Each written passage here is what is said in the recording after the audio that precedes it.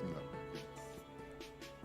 Welcome back, ladies and gentlemen. I hope you had a pleasant lunch and enjoyed exploring the exhibition.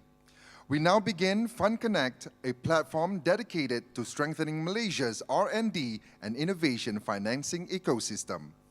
Our very first session, From Lab to Market, this topic explores how the RDICE framework can bridge the gap between research and commercialization, ensuring that the innovation developed in our laboratories reach the marketplace and support the 13th Malaysia Plan. Moderating this session, we welcome back Dr. Wan Raihana Wan Aasim, Vice President 1 of Malaysian Technology Development Corporation from MTDC, and joining her on stage are our esteemed panelists, Mr. Boniface Edwin Manung, the Undersecretary Technology Transfer and R&D Commercialization Division from MOSTI, Mr. Ramaness Parasuraman, the Chief Executive Officer from Free the Seed, and of course, Yang Berbahagia, Professor Dato, Engineer Dr. Mohammed Rafiq bin Dato Abdul Kadir, Faculty of Engineering, University Malaya. Ladies and gentlemen, again, please welcome our moderator and panelists to the stage for FundConnect Forum 1, From Lab to Market. Take it away. Thank you, MC. Right, Assalamualaikum warahmatullahi wabarakatuh. Very good afternoon to everyone. This marks the first session in today's FundConnect, as well as continuation of today's NICE program. So it's very nice to see everyone in here, and I do see some familiar faces from this morning. So it's good to see that everyone's still hanging on and benefiting from the excellent sessions that we have today and hopefully across the next few days as well. Right, so today's session, what we have is called From Lab to Market, the role of RDICE, or as we like to say it, RDICE, in driving technology commercialization in support of the 13th Malaysian Plan. So very timely session, exactly, because the RMK13 plan has just been announced and everyone is waiting for the next budget speech to see what allocations and what funding and what support is out there coming over the next 5 years, right? So 13th Malaysian Plan is themed Redesigning Development, and it is charting Malaysia's growth for 2026 to 2030, aiming at RM 611 billion in total investment. And one of the strategic pillars of RMK13 is looking at RDICE, research, development, innovation, commercialization, and economy. And the plan does actually provide a key framework which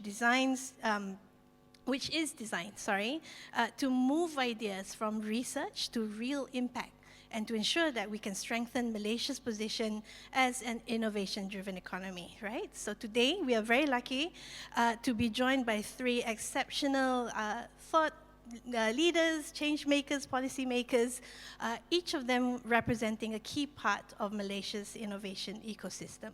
So allow me to introduce my distinguished panel. So starting with the gentleman on my left, okay, we have Yang Berusaha Tuan Boniface Anna Edwin Manung, who is the Undersecretary of the Technology Transfer and R&D Division, R&D Commercialization Division at MOSTI, right? And Boniface has actually had a very long, ended up losing my notes here, okay. He has extensive experience in government. He has worked in the Ministry of Economy, Ministry of Finance, and the Prime Minister's Department, and has led many strategic initiatives in project management, policy development, and innovation governments. And I have had the pleasure of working very closely with Tuan Boniface on many, many projects at MOSTI. So today he will be giving us the government perspective, the policy maker perspective of the 13th Malaysian Plan, and how the RDICE is positioned as a key enabler of Malaysia's transition towards a high technology, innovation-led economy.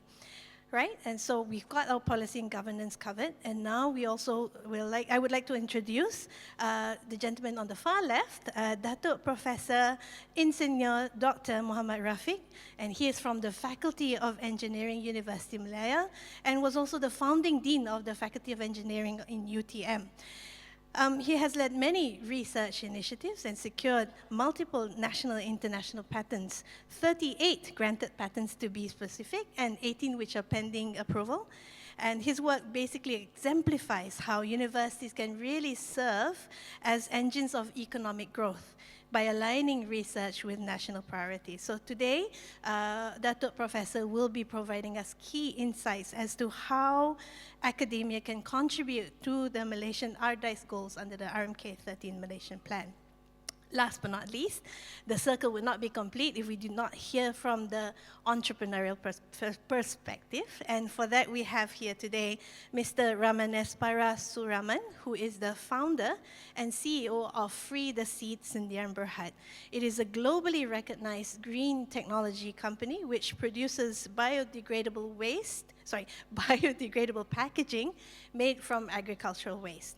And his journey from research to real-world success has earned him multiple international awards, including recognition from the United Nations in his efforts to advance sustainability and promote the circular economy solutions. So he exemplifies how determination, creativity, and partnership can turn a lab innovation into a global business. So the issue here is that when we talk about moving from lab to market, it's not just about technology. It's very important that we ensure that there's alignment with policy, with the academia, and with the entrepreneurs who bring it to life. So this is what we plan to explore in today's session. And without further ado, let's get started.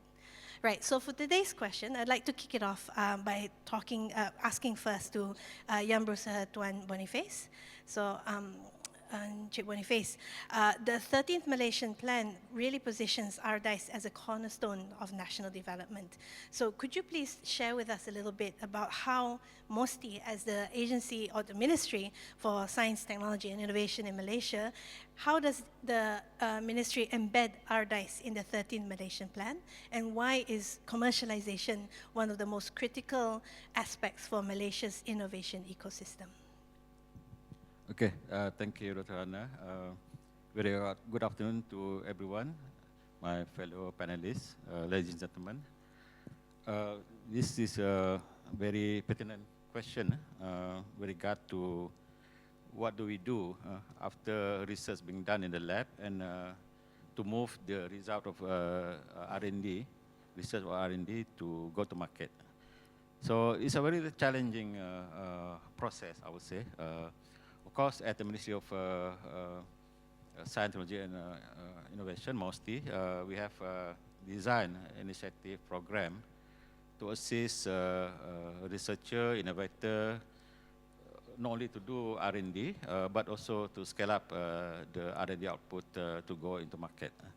So I think it's a very pertinent question that we need to discuss today. Of course, as a nation, I think Malaysia is not short of R&D output.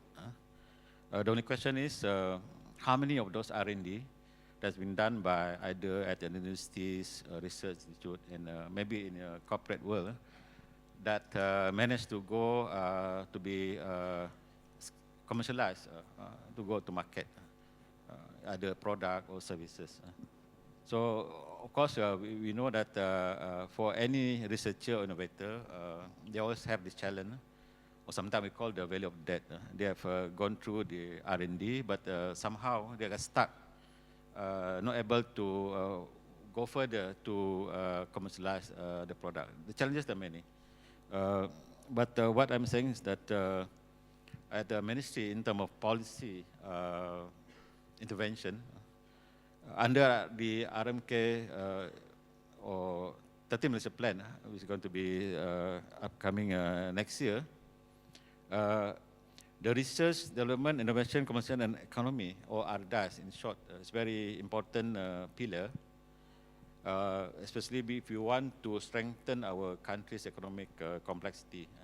MOSTI is going to be the main, I think, the lead agency that will be responsible to provide the necessary intervention, policy, direction, and other intervention that can assist local R&D players, researcher, innovator to bring up the result of the R&D to market. Under the 13th Malaysian Plan, of course, one of the emphasis given is to ensure that R&D outcome or result can be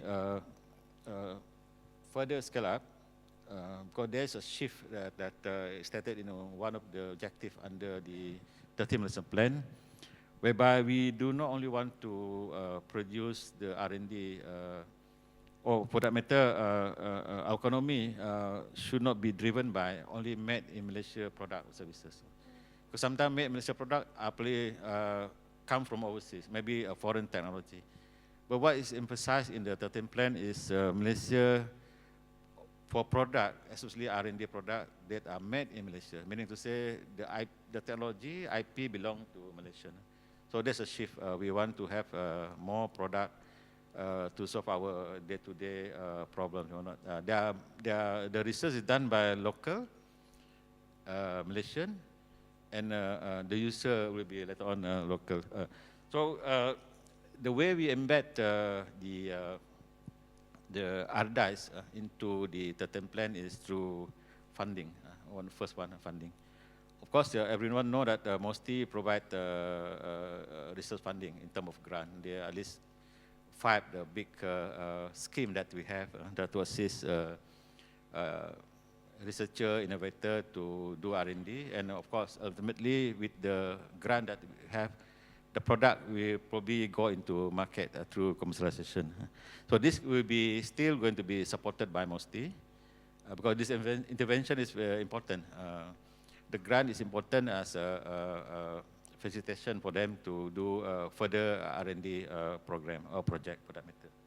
So this will be still going to be pursued. How much we get for 13 Plan, we have to wait this Friday. Because the Ministry of Economy, or I think PM, is going to announce the 13 Plan. That's when we're going to know the amount of funding that will be allocated to MOSTI especially. Roughly for each plan, we got about 300 to 400 million, roughly about 100 million in terms of funding, in terms of grant that we can approve to any project. So I believe the government will still pursue this. The only question is how much we will get under the 13 Plan. But beyond that, we also have, we are already creating another funding we call the Malaysian Science Endowment, with the view that their contribution from government and also from private sector especially, either donation, private donor, philanthropists, or any kind of contribution from the private, to build up a so-called capital that we put into a special fund that can generate a dividend. The dividend is the one that we're going to utilize to be used to be given out as a grant to researcher. So this could be an alternative or complementary to whatever grant that the government has currently. So that we have more source of funding for R&D.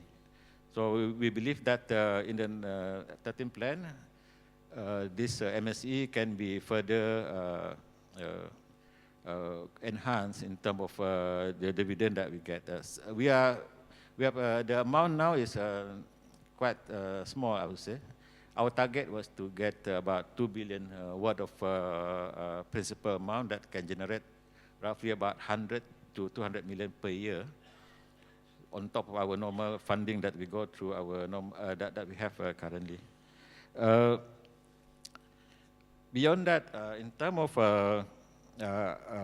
policy, when we look at most of macro policy, example the new industrial master plan, or even under the 13 Plan, there are policies and strategies already formulated as our guide whenever we want to undertake any initiative or intervention with regard to R&D.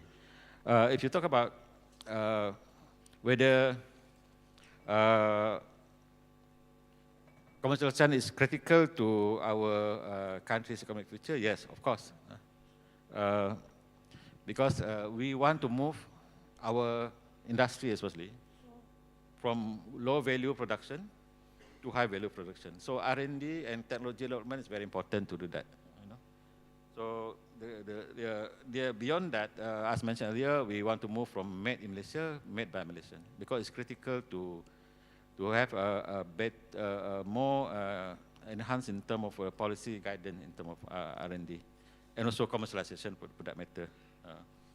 And beyond that, even in the 13th plan, the focus now is more towards key growth sector. Example on artificial intelligence, AI, semiconductors, green technology, advanced mineral, and many others. In fact, MOSTI have developed a lot of roadmaps for technology roadmap, with the view that with this roadmap we can create all those R&D that should focus on this particular roadmap. Of course, we also want to have a policy whereby we will focus more towards creating our own technology. In fact, with the help of Dr. Rana, MTDC, we have developed, about to produce the studies already completed.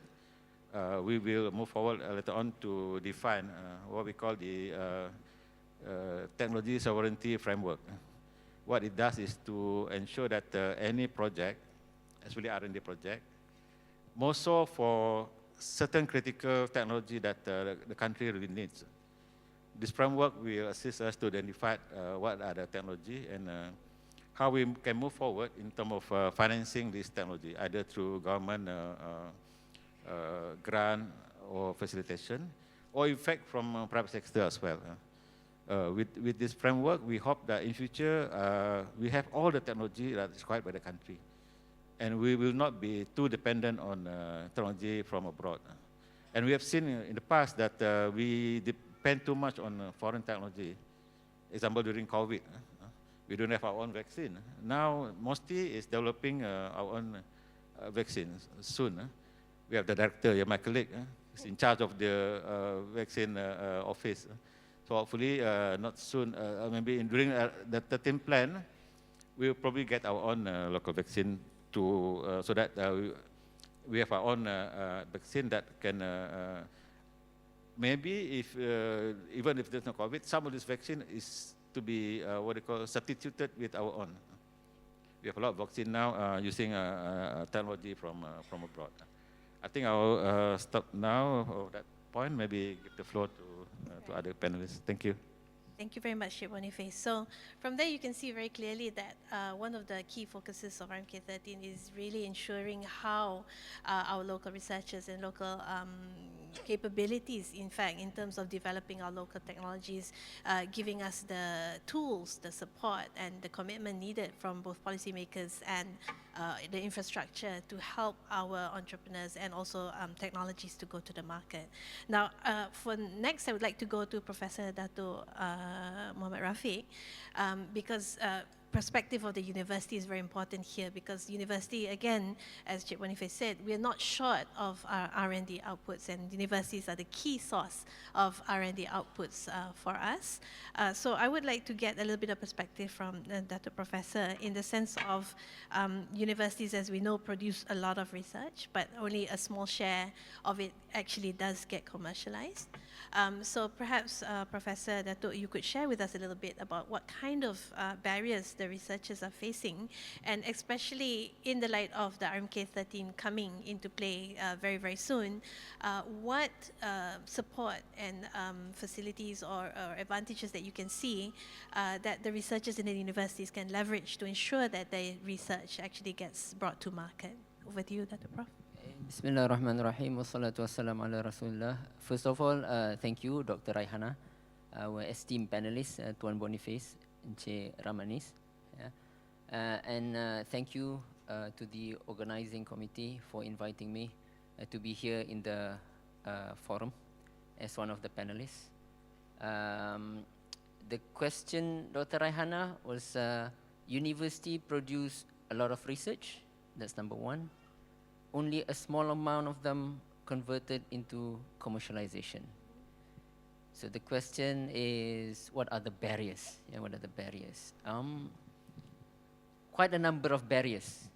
Quite a number of barriers, and I want to start with the fact that university professors, we got our training as a researcher, conducting research for a PhD certificate. So that is, you can consider that as the basic certificate to conduct research. And then in order to conduct research, you need to do literature review. So anybody who conduct a PhD project, they will have to read a lot of publications, hundreds of them. And then, at the end of the day, if you want to complete your PhD research, you need to produce a thesis. And that thesis is based on what you have read, and then some publications from you yourself to support your thesis. Now, during this minimum 3-year period, and maybe maximum 5-6 years for a PhD, we were basically trained to publish, basically create new knowledge. My experience, and I believe a lot of my colleagues as well, doing a PhD is all about inventing something new rather than innovating something that may be beneficial to others. So the keyword is either invention or innovation. And I believe that this program, this 3-day program by MOSTI Meranti is about innovation. But university professors are trained to become inventors. We create new knowledge. So I guess if the question asks about the barriers that university professors producing a lot of research, but only a small amount gets commercialized, I think that would be the first barrier. Because the training itself, the PhD training, the very first ever training that we got, is basically to produce new knowledge.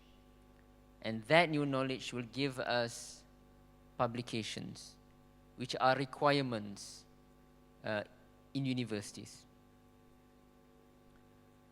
Having said that,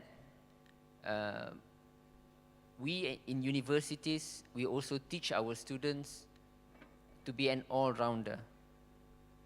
Rather than just teaching new knowledge, we also encourage our students to become innovators or inventors themselves. And some of them, once they graduate, they will work, become a skilled labor. Some of them will join university as a researcher. And some of them also will become innovators. But the question is, I guess, how do you increase the number of innovators rather than just producing skilled laborers? So that's number one. The barrier is actually because we, university professors, initially we are not trained to commercialize our ideas, our invention. That's number one, and I think it is crucial. Number two, another big barriers is the promotion in universities. If you work in a university as a lecturer, as a university professor, then in order to get promoted, you need to publish.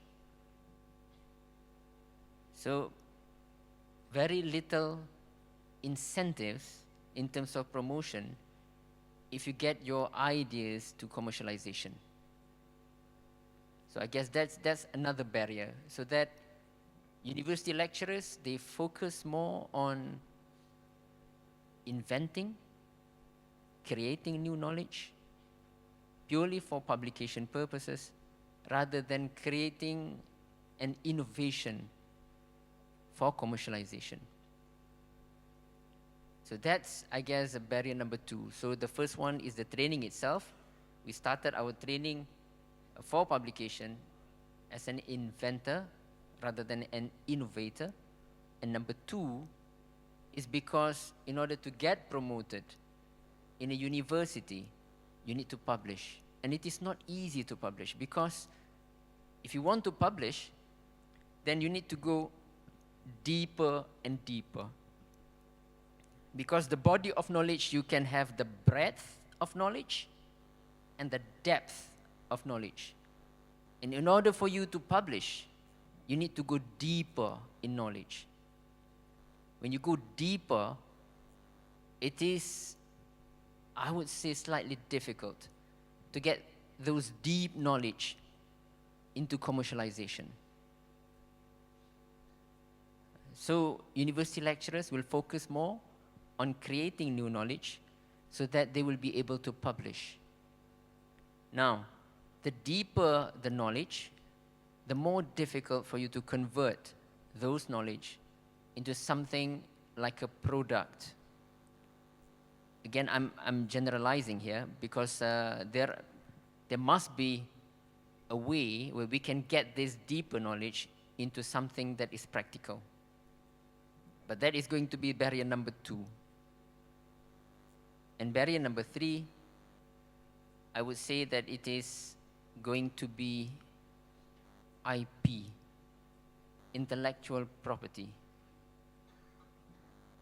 Now, if you were to ask university lecturers, university professors, which one will be more beneficial to them, publication or intellectual property rights in terms of patents, they will say that getting IP, getting patents is messy.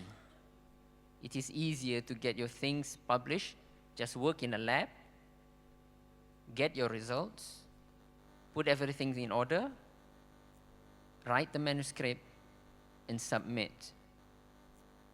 It is easier to do that than to get an IP. Partly because there will be an agreement. If you produce something new that is patentable, then only a small fraction of your research will be acknowledged to you as a researcher. Because IP means that you have to share. And the sharing will mostly go to the university rather than the researcher. So the researcher will say that, why should I spend years and then file for a patent, and most of it, the sharing, will mostly go to the institution rather than to myself. So that is going to be the third barrier. And there are other barriers, Dr. Raihana, which I will continue in the next round. Right. Thank you very much, Professor Dato. Very insightful indeed. And some of the discussion on the barriers and some of the issues that we can look at in terms of how we're going to overcome those barriers, we'll cover in the next part of the discussion. But for now, I'd like to go on to Mr. Ramaness. You are someone who's lived the commercialization journey, right? You've gone through Free the Seed, and you've started with agricultural waste, and now you are producing some of the world-recognized sustainable packaging. So perhaps you could share with us a little bit about what's your challenges in terms of crossing the so-called valley of death, which Encik Boniface referred to just now, which is that fragile state between lab research and bringing actually having a commercially viable product. Over to you, Mr. Ramaness. Selamat tengah hari. Good afternoon. My name is Ramaness. I would like to talk both in English and also Bahasa Kedah, because I come from Kedah. Moderator, thank you very much. Thank you to MOSTI and Meranti, and also MOSTI bahagian Dana for inviting me to be the speaker today. Yang Berusaha Tuan, and also my fellow panelists. To answer your question, before that I would like to say a few complimentary words to MOSTI, because of the intervention and support given by MOSTI and their agencies, namely like Malaysian Bioeconomy Development Corporation, Cradle Fund, MTDC, and other agencies, as well as MITE, has helped my company from cradle stage as a startup company back in 2014 up to now go global, commercialization stage. So all those credits definitely significantly contributed by MOSTI and their agencies in helping IKS company like us to grow step by step from a research company to a domestic supply market company to a global market supply company. So thank you, Yang Professor Tuan, for the support effortlessly given by MOSTI in my journey towards commercialization. To the question upon moderator, what is the challenges in crossing the valley of death? Am I right? I think that's the question. I'd like to recap. Yeah, in industry, especially in manufacturing, in factory, creating products to address markets pain point is the key success factor. Okay.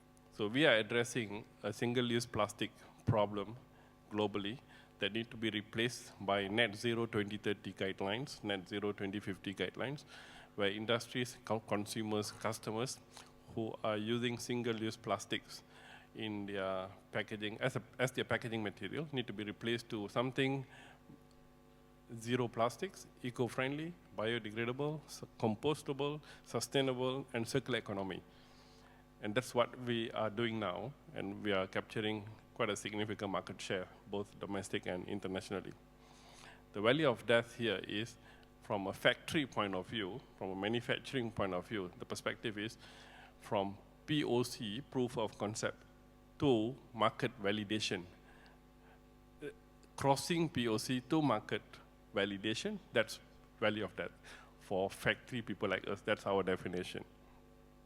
So we have an idea, from lab to idea, from concept to idea. The idea we develop into a blueprint.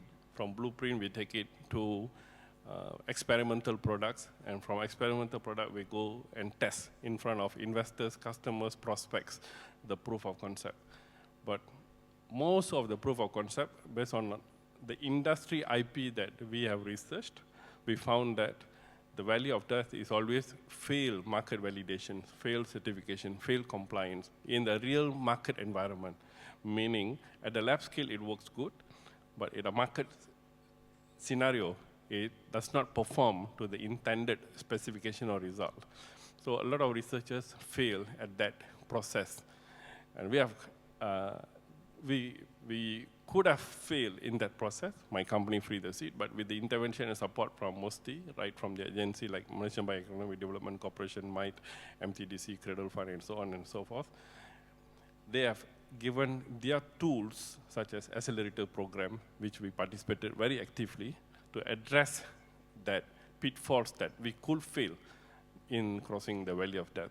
So we have studied the market validation process and incorporated market requirement, market specification in the design stage before we go to POC. So that's how we address TRL1, TRL2, TRL3, up to TRL9. So that barrier still exists among some researchers that we work with. And so this is the real case issue to address your question. Mr. Ramaness, just a follow-up question from that. In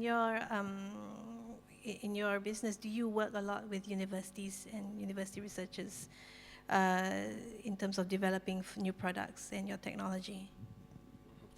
Question is, do we work with? Yes, do you work with universities? We work with IPTAs, GRI, Government Research Institutions. We work with, namely with University Technology Malaysia in Skudai, University Malaysia Perlis in Perlis, FRIM, Forest Research Institute of Malaysia, which is also a GRI, and also, right. So these three organizations that we work with. So we work with because we have some weaknesses or gaps. The researchers have that solution. We incorporate that solution in our product mapping. And likewise, they also need some industry support. So we give them our factory as their test lab. So they come to my factory, they do the experiment in the simulating factory environment so that the product can reach to the market more effectively. So we work with these three organizations, GRI, and that relationship started in 2009, actually, during our R&D phase. Till now, 2009 to now is nearly 16 years or 14 years, sorry. We are still with them at a different, higher scale of collaboration. Right. And I'm proud to say that they are already generating revenue from us, from their IP. We are paying them some revenue every year. And they are happy, researchers are happy, universities are happy with the income that we are contributing to them in the IPR revenue. Okay, so I'd just like to link that back to what Professor Dato Rafiq said about how many your researchers in the university are very research-oriented. The mindset is perhaps not one that is very much commercialization-oriented or innovation-oriented, as Professor Dato said. So how did you encounter that kind of mindset, and what were the steps that you did to ensure that you are communicating with the researchers and making them understand as well, what are your motivations as an entrepreneur, and leveraging from that relationship, basically? Right, like Prof. Dato was mentioning, the researcher's job is to publish, provide theses, get PhDs, and these are their core KPI, which is correct, that's okay. But at the same time, government universities now have to also generate revenue to manage their developmental expenses and operational expenses. And that has to be out of the box, out of the normal governmental funding. And they have to reach out to industries to collaborate and generate revenue through their IPR publications. We did face that problem in the initial stage, where we always have mismatched expectation within universities, researchers team, and industry. And luckily, through the intervention from RMC, Research Management Organization, or Research Management Committee, thank you, Prof. Research Management Centers of universities, they came to my factory, and then we explained to them that you have to change the system of working towards meeting market requirement. They calibrated themselves to tailor-made to industry needs, and nowadays government universities are very, very approachable in terms of engaging with industry. So we changed a little bit their mindset. They also got different inputs from government in terms of raising funds from third party through revenue sharing from the company that they are sharing IPs. So I think we did face that initial, but now, trust me, most of the researchers that we are working with very well versed in commercializing their research. So I think they are crossing a little bit step by step their barriers and balancing between universities' KPI, which is to publish IP, blah, blah, blah, and also doing business. Right. It's a process, right? But it's good to hear that the universities are open to commercialization, as we know, and the RMCs always play a key role in facilitating that gap between the researchers and the entrepreneurs. So I'm going to go back to Tuan Boniface for this next question. Boniface, basically, we know that one of the key priorities under the 13th Malaysian Plan is to have stronger collaboration across the government, the industries, and also the universities. So we know that collaboration is already in place, but obviously there are things that we can do and we should be doing under the RMK, Rancangan Malaysia ke-13 to strengthen these linkages and ensure that the targets of commercializing and bringing our local R&D products to the market actually comes to fruition. So perhaps you could share a little bit as well about what steps MOSTI will be taking in light of this in terms of strengthening these collaborations. Okay, thank you, Doctor. If you look at the national perspective, perhaps you see that MOSTI is not the only player when we come to R&D and commercialization. We have other ministries. Example, a big one is the Ministry of Higher Education. They do a lot of research through the universities. And also other ministries, example, Ministry of Food and Agriculture and Food Security. They have research institution like MARDI. So if you look at the national view, we have to look at the whole perspective in the sense that the R&D and commercial ecosystem is going to be involving many parties. So it's pertinent, even now, not only during the upcoming 13 Malaysia plan, that every of this entity, MOSTI, for example, and the other ministries, have to work together. There's no question about it. We have to work together because at the end of the day, the objective of why we do undertake research commercialization is to bring into market solution from R&D. It might be in terms of product or services that can hopefully solve a lot of our local problems. But at the same time, it also result of R&D, if it's commercialized, will assist in terms of becoming a product that can be out into the market. Not only benefiting the companies who do undertake the research, but also our country. Some of this product could be of support value. Coming back, if you look at MOSTI itself, our R&D ecosystem is not only at MOSTI. At MOSTI, we are more concerned about policy that can drive R&D commercialization. But there are agencies under MOSTI, example Meranti. They have been designated as the TCA, or Technology Commercialization Accelerator. What they do actually is to assist, example, research done by from universities and other research institutes to be, example, tested in the market through our sandbox initiative, the NTIS, National Technology Innovation Sandbox. Of course, that brings better coordination and also allowed any new R&D before they go to market to assist them to at least overcome the value of that situation. Meranti can assist in terms of funding, also assisting them to do testing and also to overcome any regulatory barriers. Depending on the product, some product really have to go to undertake compliance to all the relevant laws and regulations with regard to whether the product is safe to be used in the market. Currently, we already have 16 sandboxes on AI, and the latest one launched is on biotechnology.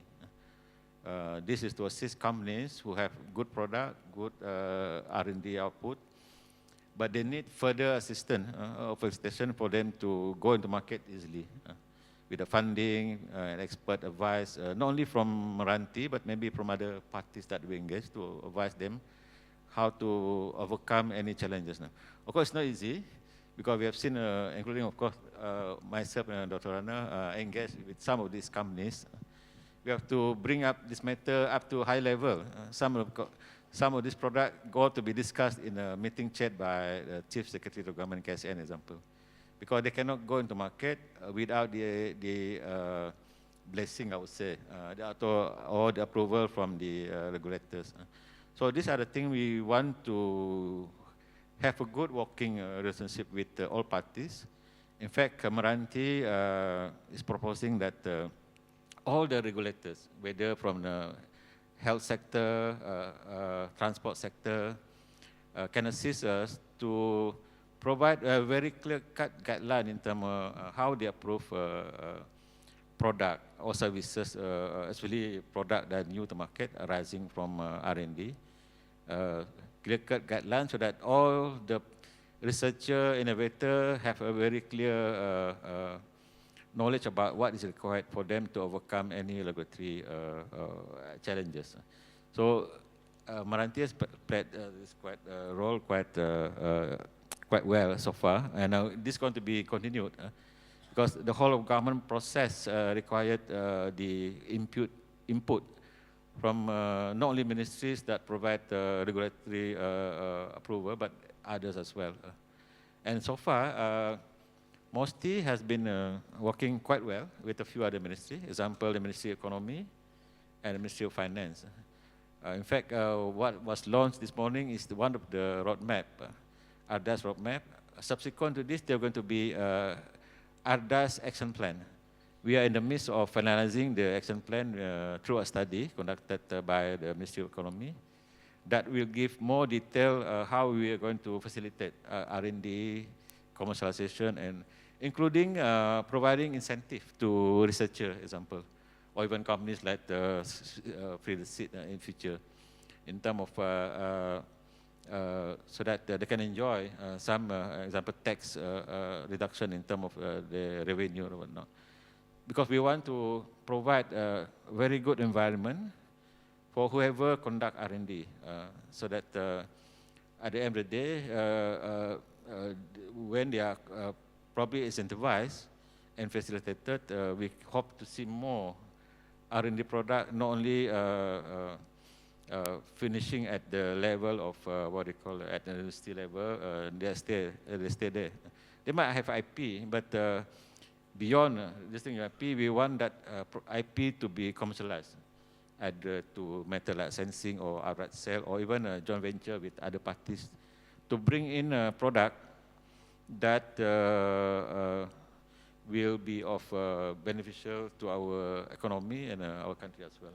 So the linkages will still be pursued, maybe even improve further under the 13th plan, so that all parties are in sync in terms of what needs to be done in the policy and program as well. So there are many aspects of, to me, that if it's on the level of implementation, we have many agencies under MOSTI, not only Meranti, they also have a Cradle that assists in terms of startup. So hopefully this relationship in terms of whole government approach to improve our R&D output, and also to ensure this output of R&D goes into commercialization, so that our country benefit many ways. No? Not only that they are commercialized in terms of just selling off the product services, but when a company get better traction in terms of the product, they create jobs. I was talking to Ramaness. Now they have about 120 employees. Imagine, maybe last time they only himself alone, or maybe a few. So that's that kind of multiplier effect we want. Not only they produce technology, but at the same time, at the end of the day, they produce good product, solve problem, create job, so that will benefit our economy. That's why in the the last acronym is E, economy. It used to be R&D and CNI. Now we want also the R&D and CNI to contribute to economy. So that's why we have the RDICE roadmap launched this morning. Thank you. Right, Dato, Professor Rafiq. So you shared earlier with us some of the key challenges that the university researchers face, and it's entirely understandable. When you were sharing the PhD journey, that resurfaced a lot of horror stories of my own PhD journey. So I understand how it's very hard, perhaps, for the university researchers to have a slightly different mindset in terms of thinking more innovatively and more market-oriented, if you will.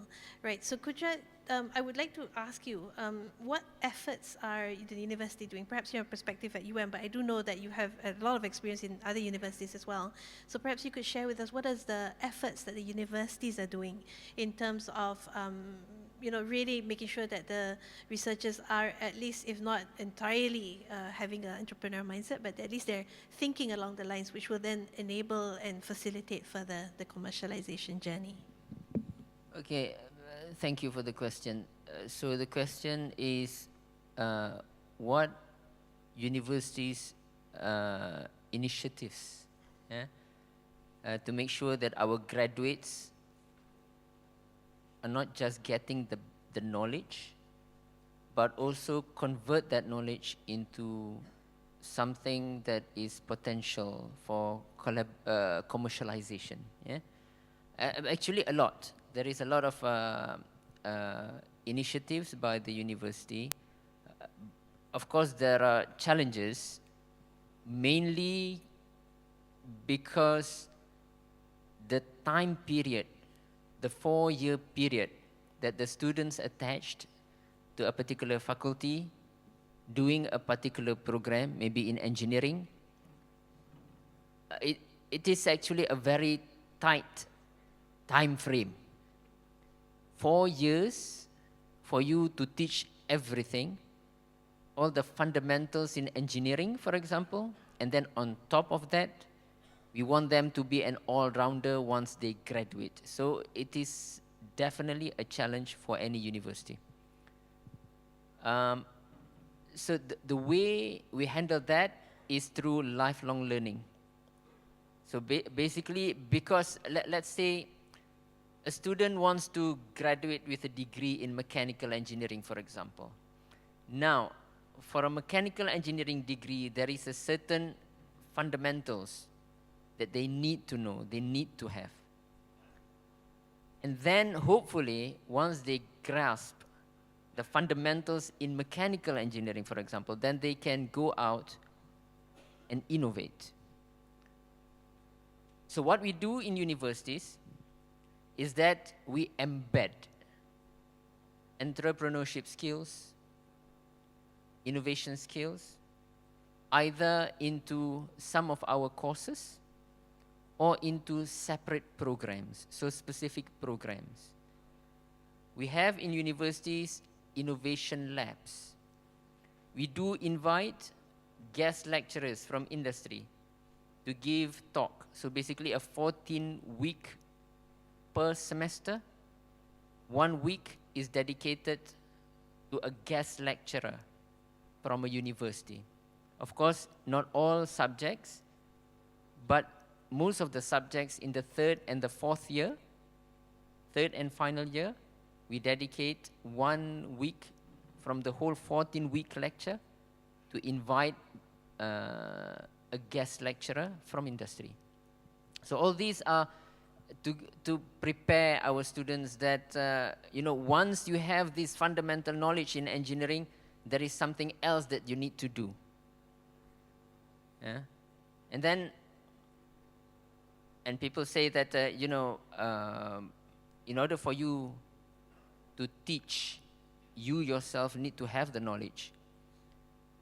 So then we train our lecturers as well, because that is the best method to teach. The best method is for the lecturer themselves to have the knowledge, to experience.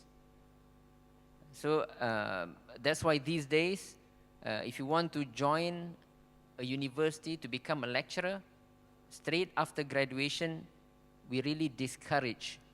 We want you to go out there, get some practical training, have some experience in industry, and then come back to university as a university lecturer. So that is some of the initiatives by the universities.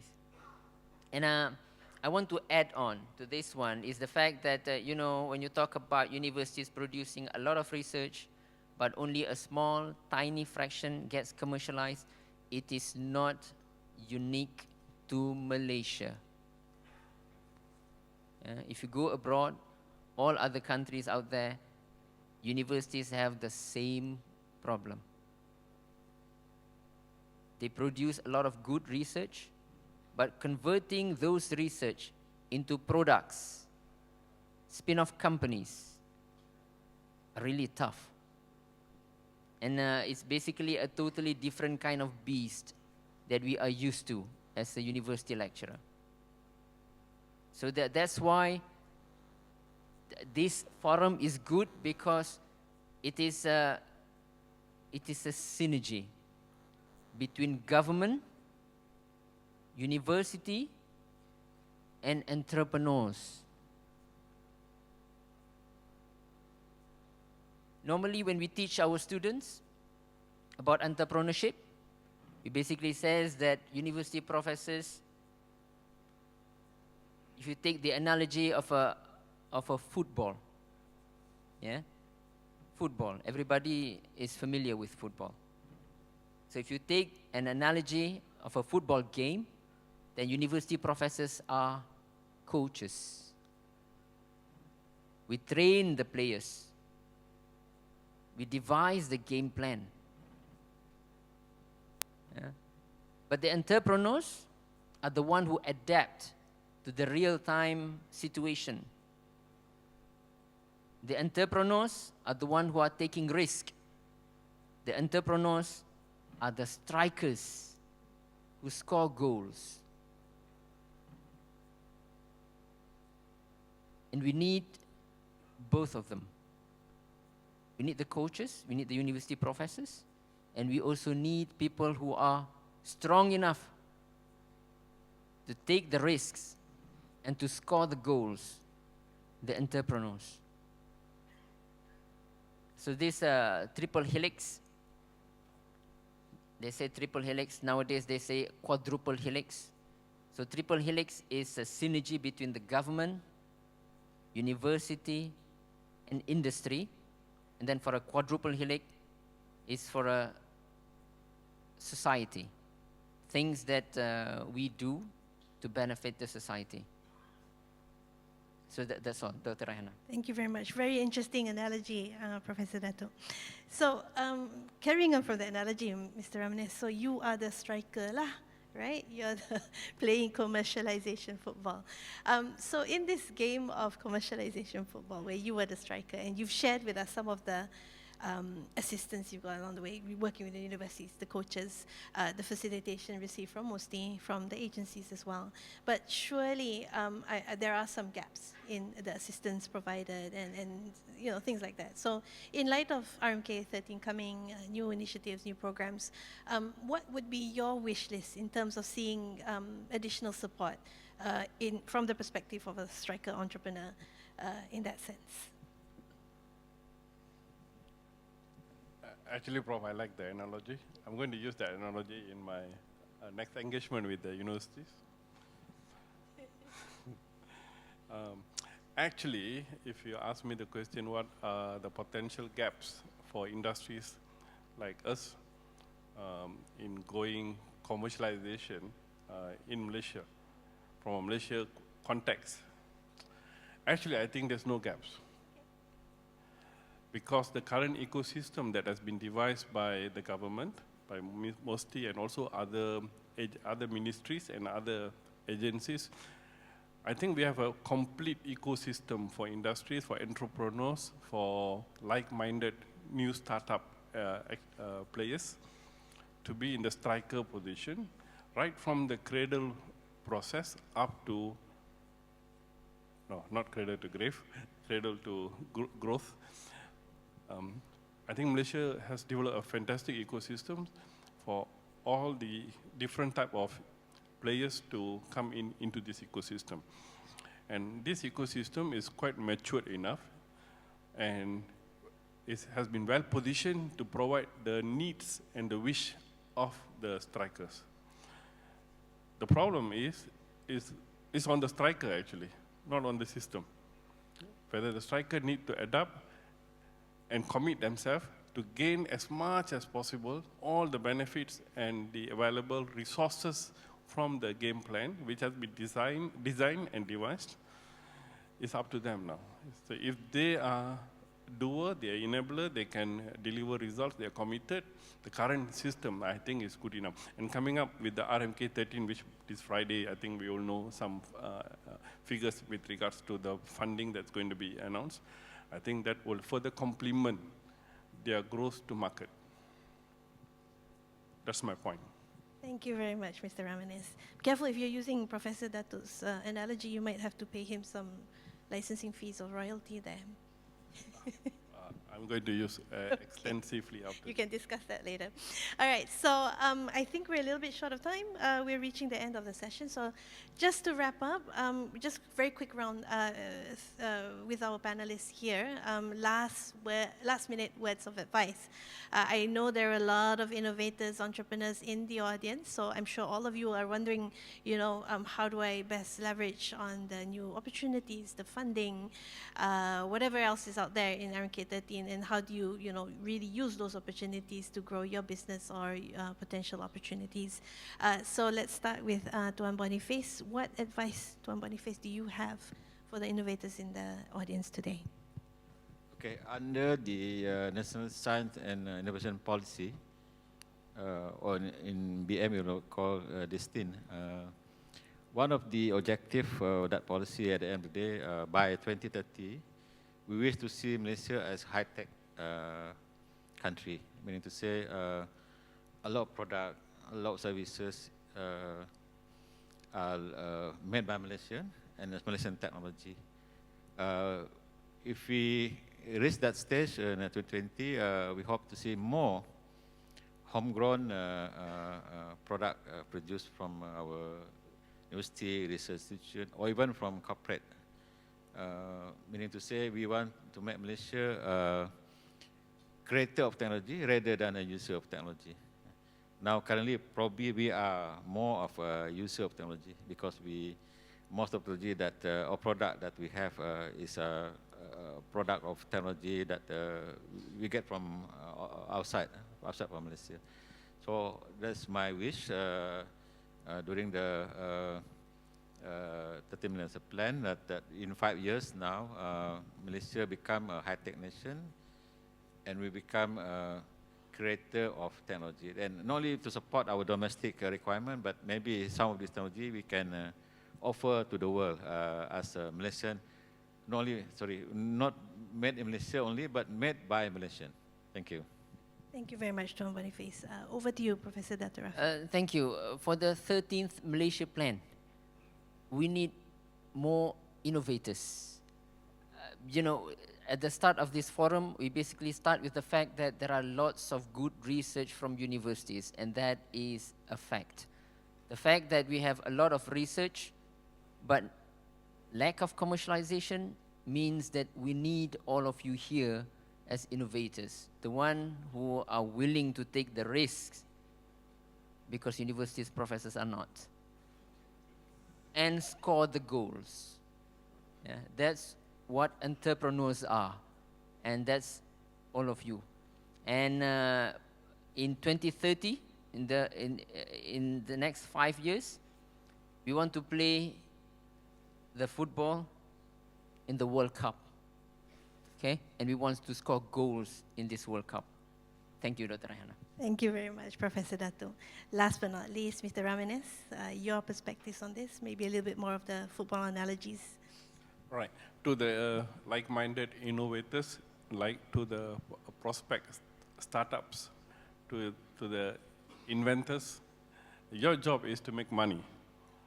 Make money to the shareholders, make money to the investors, make money to your suppliers, make money to your employees, and also make money to whoever that invested all their resources.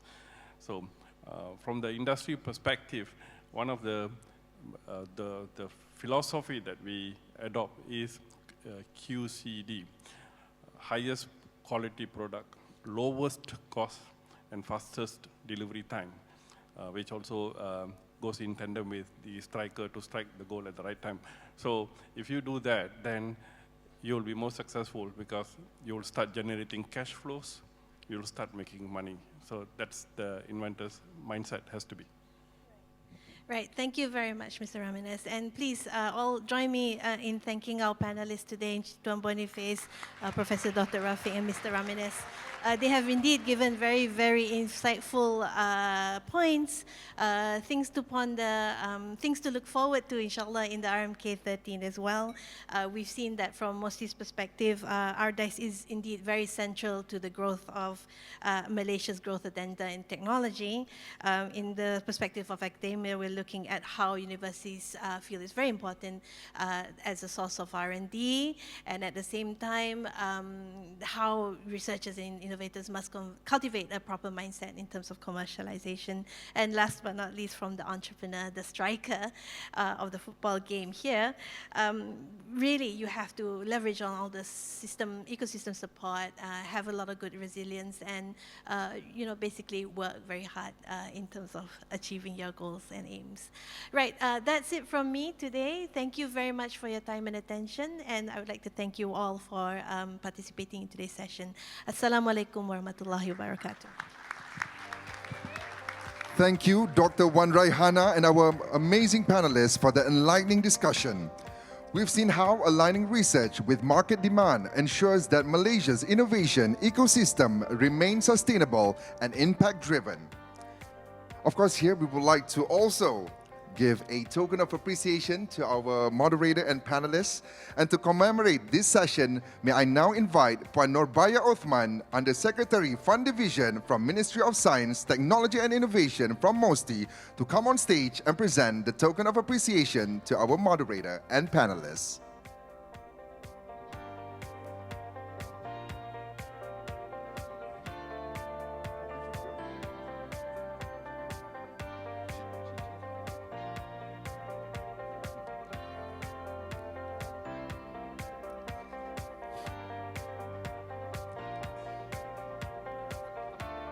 All right, let's take a very quick photo session with our VIPs.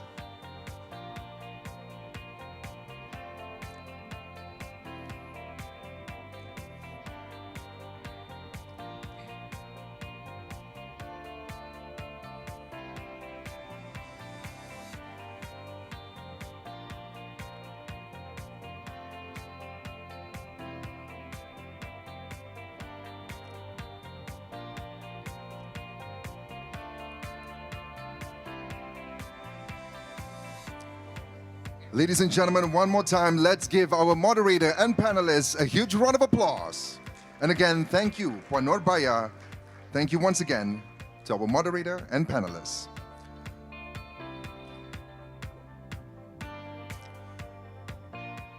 Ladies and gentlemen, before we move on to our next forum, we would love to hear your thoughts about today's session. You'll see a QR code that is being displayed on the screen, so please take a moment to scan it and share your feedback through our short survey. Thank you.